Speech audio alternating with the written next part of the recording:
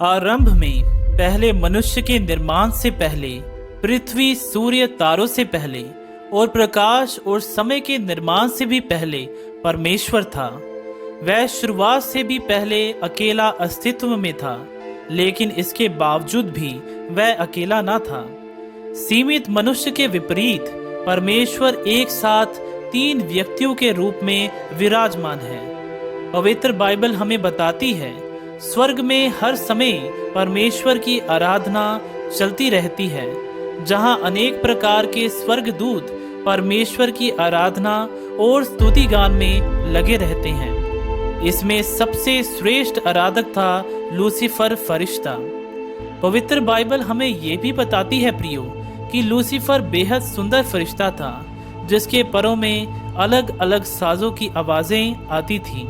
Lucifer हर पल परमेश्वर के समक्ष उनकी आराधना में जुटा रहता था। इस बात का कुछ वर्णन हमें हिजकियेल की पवित्र पुस्तक अध्याय 28 12वें वचन में भी मिलता है। तू बुद्धि से भरपूर और सर्वांग सुंदर है। तू परमेश्वर की अदेन नाम बारी में था।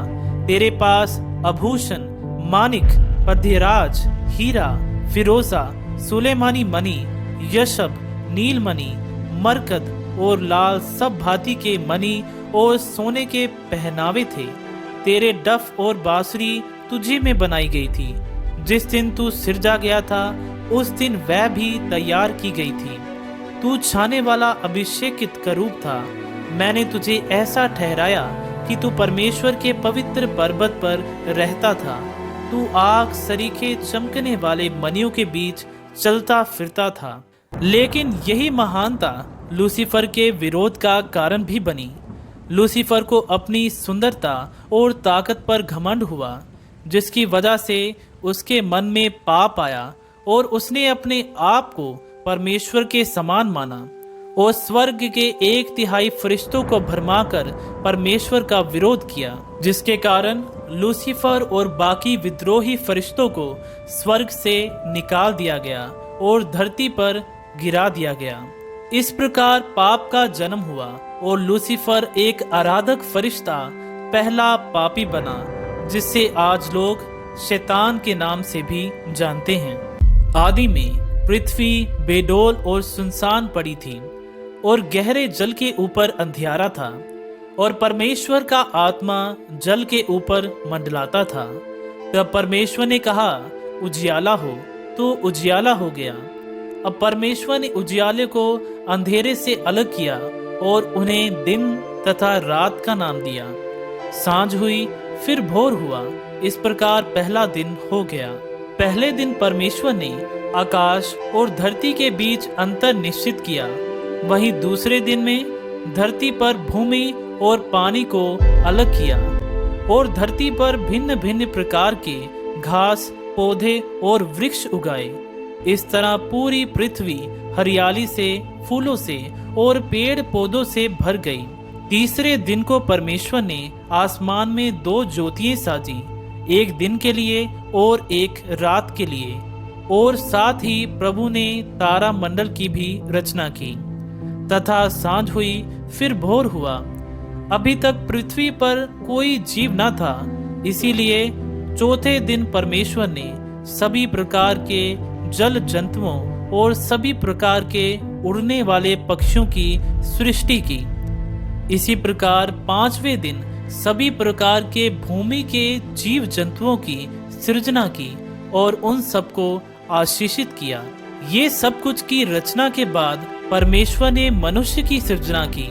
पवित्र बाइबल में उत्पत्ति अध्याय 1 26वें वचन में परमेश्वर ने कहा, हम मनुष्य को अपने स्वरूप के अनुसार अपनी समानता में बनाएं। प्रियो, ये वचन हमारे लिए बहुत जरूरी है कि आखिर परमेश्वर ने हम क्यों कहा और क्या परमेश्वर भी हम जैसा ही दिखता है।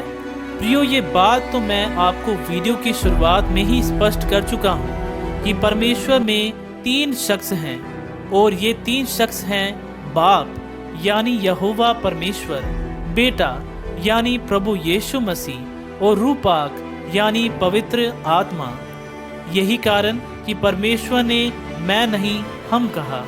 अब दूसरी जरूरी बात, क्या है परमेश्वर का स्वरूप? मसीह में मेरे भाइयों और मेरी बहनों, इस वचन पर ज्यादातर लोग ये सोचते हैं कि परमेश्वर ने हमें अपने शारीरिक स्वरूप पर समान रचा है, लेकिन ऐसा बिल्कुल नहीं। परमेश्वर का स्वरूप शरीर का नहीं, बल्कि उनकी आत्मा, उनकी दया, उनके प्यार के समान है।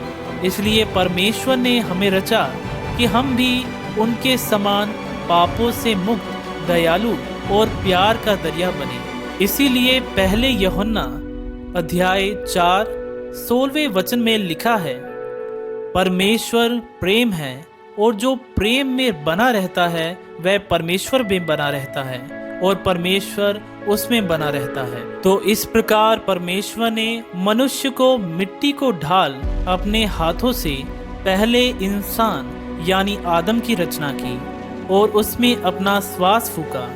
यही कारण है कि इंसान परमेश्वर की सभी रचनाओं में सबसे श्रेष्ठ ठहरा, क्योंकि इंसान ही इकलौती ऐसी रचना है जिसे परमेश्वर ने अपने हाथों से बनाया और उसमें अपने श्वास यानी आत्मा फूकी, जिससे मनुष्य पवित्र ठहरा।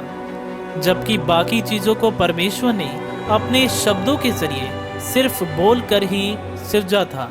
इसीलिए संत पौलुस हमें पहले कुरिन्थिया अध्याय 3 16वें वचन में कहते हैं, क्या तुम नहीं जानते कि तुम परमेश्वर का मंदिर हो और परमेश्वर का आत्मा तुम में वास करता है।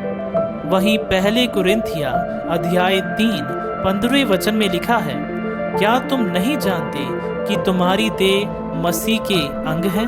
आदम की रचना के बाद परमेश्वर ने एक बहुत ही सुंदर वाटिका तैयार की और आदम को उस वाटिका में रखा और उसे सभी पशु पक्षियों और जीव जंतुओं पर अधिकार दिया।